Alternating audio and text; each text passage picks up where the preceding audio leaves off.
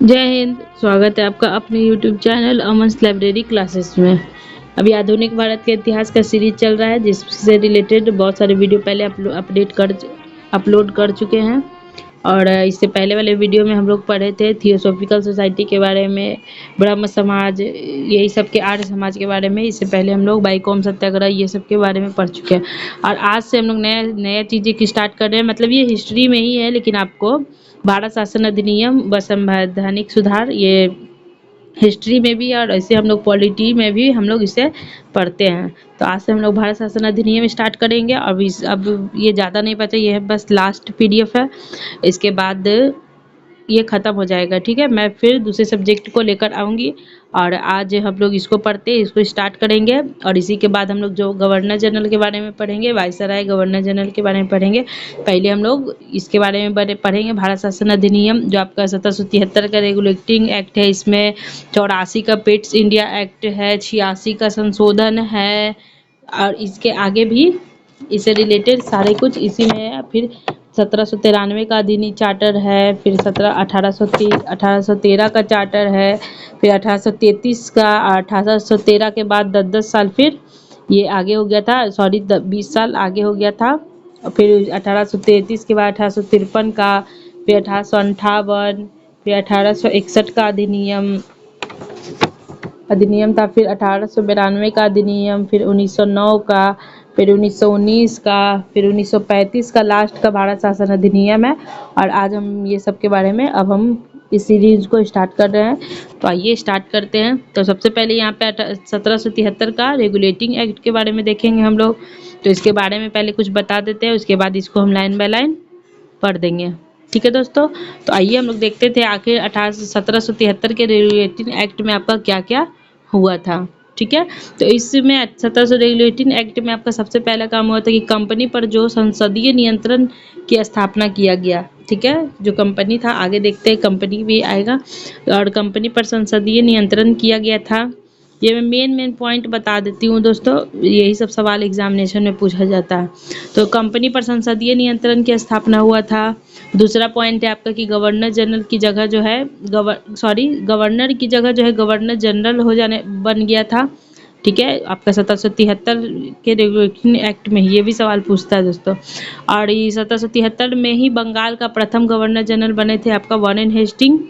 ठीक है, अभी गवर्नर से गवर्नर जनरल बने। ठीक है, तो गवर्नर जनरल पहला कौन थे? वारेन हेस्टिंग थे।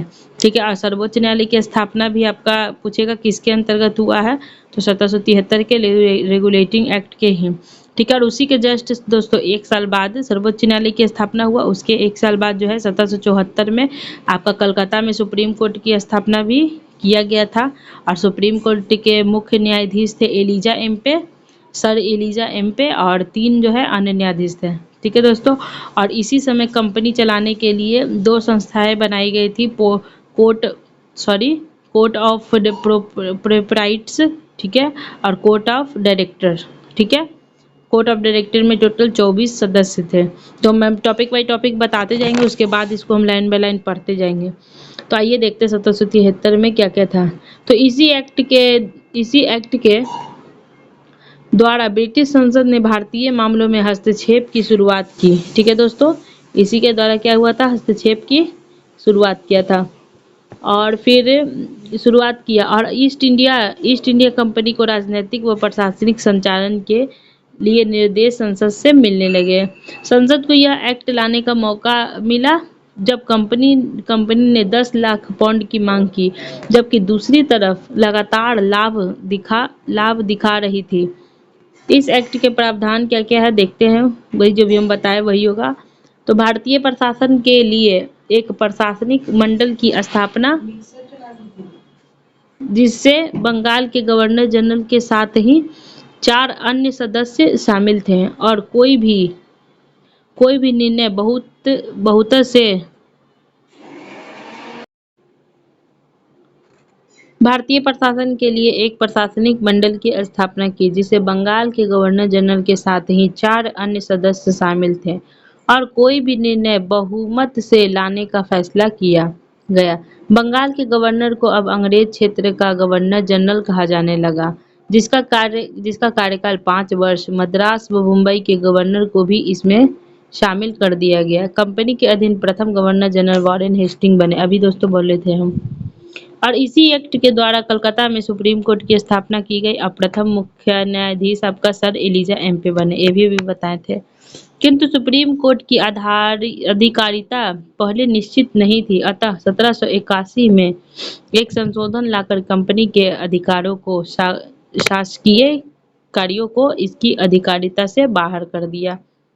तो ये हम लोग पढ़े 1773 का रेगुलेटिंग एक्ट। अब हम लोग देखते हैं 1784 का पिट्स इंडिया एक्ट। तो इसके पहले थोड़ा सा बता देते हैं पिट्स इंडिया एक्ट में क्या हुआ था। तो फिर 1784 का पिट्स इंडिया एक्ट, ये सीधे ही दोस्तों सवाल पूछता है कि पिट्स इंडिया एक्ट का डेट पूछता है तो 1784 बोलेंगे, ठीक है। इसमें क्या हुआ था आपका कि संसदीय नियंत्रण और बढ़ गया था। ऊपर तो 1773 में तो नियंत्रण लिया ही, तो उसके बाद 1784 में जो है संसदीय नियंत्रण इसका और बढ़ गया था। अब बोर्ड ऑफ कंट्रोल की स्थापना हो गया था। जो board of directors, board of control की जगह बोर्ड ऑफ डायरेक्टर की जगह कंट्रोल का स्थापना हो गया और इसमें 6 सदस्य थे, ठीक है। और गवर्नर जनरल के जो अधिकारी गवर्नर जनरल तो थे उसके उनके अधिकारों में क्या हुआ, वृद्धि होने लगा था, ठीक है, वृद्धि कर दिए गए थे। और फिर गवर्नर जनरल को बस एक सदस्य का निर्णायक मत चुना गया था। बस गवर्नर जनरल को एक सदस्य का निर्णायक मत का समर्थन था, ठीक है। आइए अब इसको थोड़ा सा, इसमें थोड़ा ही सा छोटा टॉपिक है दोस्तों, पढ़ लेते हैं। पिट्स से पहले ब्रिटेन की फॉक्स की सरकार ने इंडिया बिल प्रारूप किया, जिससे कंपनी की व्यापारिक व राजनीतिक दोनों शक्तियों को नियंत्रित करने की बात कही गई। इस बिल का भारी विरोध हुआ और फॉक्स की गठबंधन सरकार गिर गई। 1784 में जब पिट्स पीएम बना तो अपनी कंपनी पर केवल राजनीतिक नियंत्रण की बात कही और यह बिल पास हो गया। इस एक्ट में भारत पर दोहरा नियंत्रण अर्थात बोर्ड ऑफ डायरेक्टर व बोर्ड ऑफ कंट्रोल स्थापित किया गया, जो 1858 तक चलाया गया। पिट्स इंडिया एक्ट ने भारत में कंपनी के साम्राज्य विस्तार को रोकने की अनुशंसा की। गवर्नर जनरल की कार्यकारिणी के सदस्यों की संख्या 4 से घटकर 3 हो गई। 1786 में एक एक्ट संशोधन के द्वारा कॉर्नवालिस को गवर्नर जनरल के साथ ही मुख्य सेनापति का पद और विशेष स्थिति में वीटो का अधिकार भी दिया गया। तो ये था हम लोग अभी 1784 का पिट्स पढ़ लिए। अब हम लोग 1813 का अधिनियम पढ़ते हैं। तो आइए 1813 में क्या क्या हुआ था थोड़ा सा इसको सुन लेते हैं, उसके बाद इसको पढ़ेंगे। तो इसमें क्या था, 1813 के बाद क्या हुआ ना, इसे पुनः 20 वर्ष 1813 के बाद ही जो है 20 वर्ष बढ़ाने लगा था, ठीक है। 1813 के पहले भी आपका 1793 था, ठीक है। उसी के बाद आपका 20 वर्ष बढ़ने लगा था। तो 1793 इसमें दिया हुआ नहीं है, क्या वो उतना इम्पोर्टेंट नहीं है, इसलिए तो 1793 के बाद ही कंपनी का स्थापना 20 वर्ष बढ़ाने लगा, ठीक है। तो फिर 20 वर्ष बाद होगा, तो इसी के समय फिर 1813 को फिर 20 वर्ष बढ़ा दिया गया और व्यापारिक एकाधिकार जो था उसको समाप्त कर दिया गया था। लेकिन चीन और चाय को छोड़कर, ठीक है, चीन और चाय को छोड़कर व्यापारिक सब खत्म कर दिया गया। और इसी के समय शिक्षा पर 1 लाख व्यय किया था। इसी के समय शिक्षा पर 1 लाख का व्यय किया था और ईसाई मशीनरी को भारत में आने का आदेश दिया था, छूट दिया था, ठीक है। आइए इसको पढ़ लेते हैं, फिर 1833 का एक्ट पढ़ेंगे। ब्रिटेन की औद्योगिक क्रांति की सफलता से वहां उत्पन्न एक नए पूंजीपति समूह ने भारत का बाजार खोलने का दबाव डाला, अतः कंपनी का व्यापारिक एकाधिकार रोक दिया गया। अपवाद चाय और चीन को छोड़कर। अभी बताएं, भारत में शिक्षा व साहित्य के विकास के लिए प्रति वर्ष 1 लाख रुपए दिए गए। अभी बताए थे ईसाई धर्म प्रचारों का भारत में आने की छूट दी गई थी, अभी बताए थे दोस्तों, ठीक है। तो ये 1833 का एक्ट देख लेते हैं कि इसमें क्या क्या हुआ था। पुनः 20 वर्ष बढ़ाया गया। ध्यान देंगे कि 1813 से 33 पुनः 20 वर्ष बढ़ाया गया। और इसमें क्या हुआ कि चीन के साथ जो है चाय का भी व्यापारिक छूट को बंद कर दिया गया, ठीक है। चीन और चाय का व्यापारिक छूट को भी बंद कर दिया गया और जाति वर्ग के आधार पर सरकारी चयन में भेदभाव समाप्त हो गया था। जो उस समय जाति और वर्ग के आधार पे चयन किया जाता था सरकारी पदों के लिए, उसमें भी भेदभाव को समाप्त कर दिया गया। अब बंगाल का गवर्नर जनरल भारत का गवर्नर जनरल बन गया। और बना कौन? तो बेंटिंग, लॉर्ड विलियम बेंटिंग जो थे, जनरल विलियम बेंटिंग बन गया। ठीक है दोस्तों, 1773 में देखेंगे कि बंगाल का गवर्नर जनरल से क्या बन गया था, गवर्नर से गवर्नर जनरल बन गया था 73 में। और इसमें 33 में देखेंगे कि गवर्नर जनरल से भारत का गवर्नर जनरल बन गया, बंगाल का गवर्नर से भारत का गवर्नर जनरल बन गया था। और फिर परिषद में एक विधि का सदस्य जुड़ने लगा जिसको प्रथम विधि शासक कहते हैं। ठीक है, तो आइए अब हम लोग इसको पढ़ लेते हैं। कंपनी के व्यापारिक एकाधिकार पर पुनः रोक लगाई गई और बंगाल का गवर्नर जनरल अब भारत का गवर्नर जनरल कहलाने लगा। विधि सदस्य लॉर्ड मैकाले की अध्यक्षता में विधि आयोग का गठन हुआ, जिससे कि भारतीय प्रशासन के लिए एक संहिता का निर्माण हो सके। 1935 में मैकाले की अनुशंसा पर इन्फ्लेशन थ्योरी का छंद का सिद्धांत पर आधारित शिक्षा पद्धति के तहत प्रायः वह बंगाल भाषा के विवाद को समाप्त कर अंग्रेजी भाषा को अनिवार्य कर दिया, जिसका वास्तविक उद्देश्य भारतीयों को वास्तविक मानसिक गुलाम बनाया गया। इस एक्ट की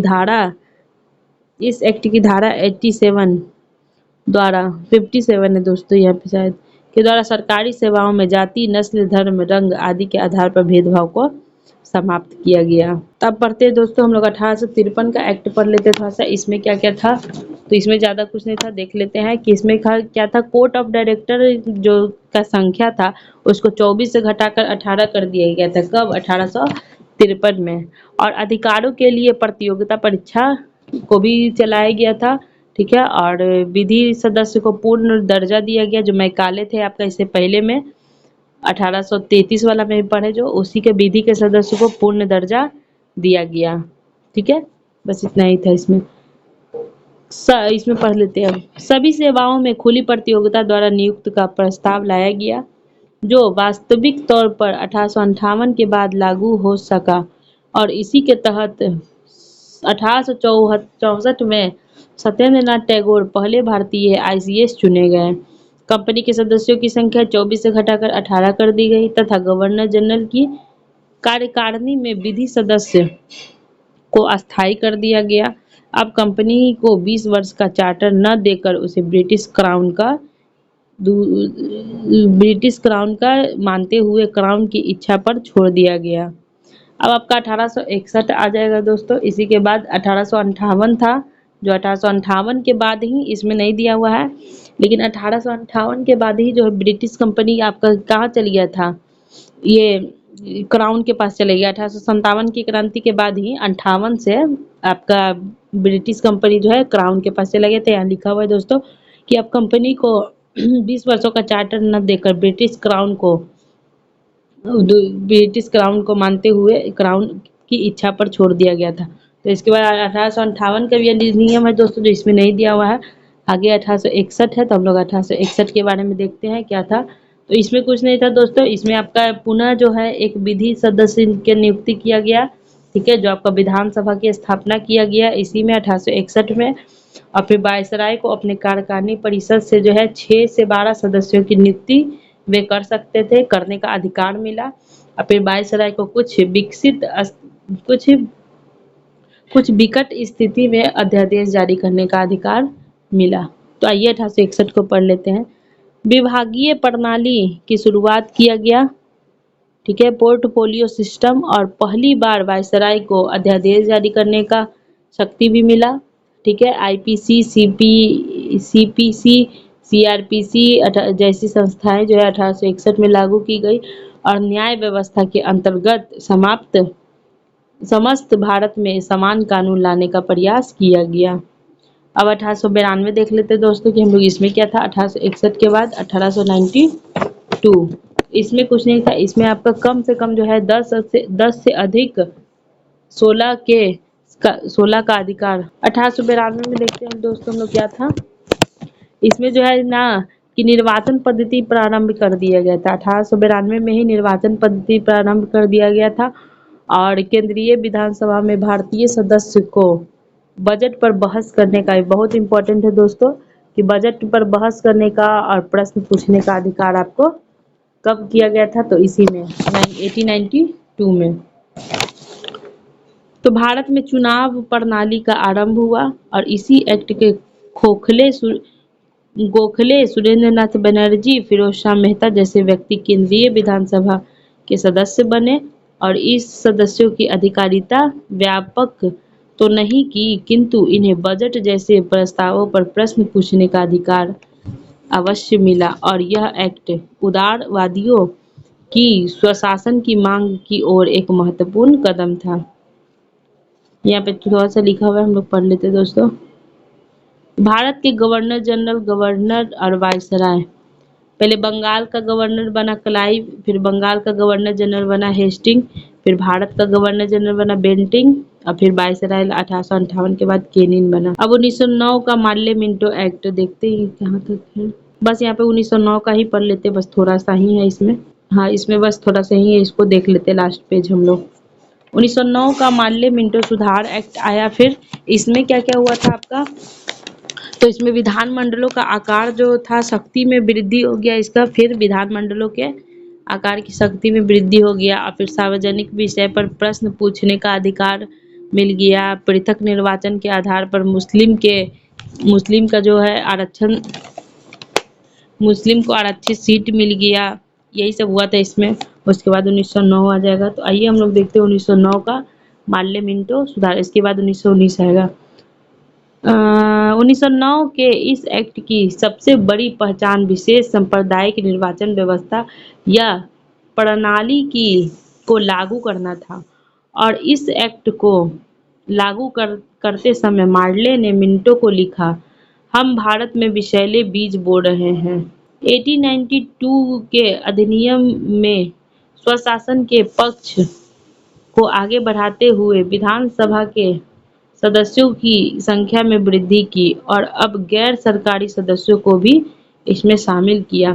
सदस्यों की अधिकारिता में वृद्धि करते हुए उन्हें अल्पकालीन प्रश्न पूछने के साथ ही बजट जैसे कुछ विषयों पर मत देने का अधिकार भी मिला। वायसराय की कार्यकारिणी में पहली बार शामिल होने वाले भारतीय थे एस.पी. सिन्हा बने। मार्ले मिंटो एक्ट को बनाने में गोखले ने सहयोग दिया और यह एक्ट हितवादी निरंकुशता के नाम से जाना जाता।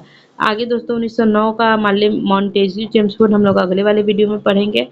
तो आज का ये वीडियो आपको कैसा लगा ज़रूर कमेंट करें। अगर वीडियो अच्छा लगा तो अपने दोस्तों को शेयर करें, लाइक करें और चैनल को सब्सक्राइब करें। Thank you.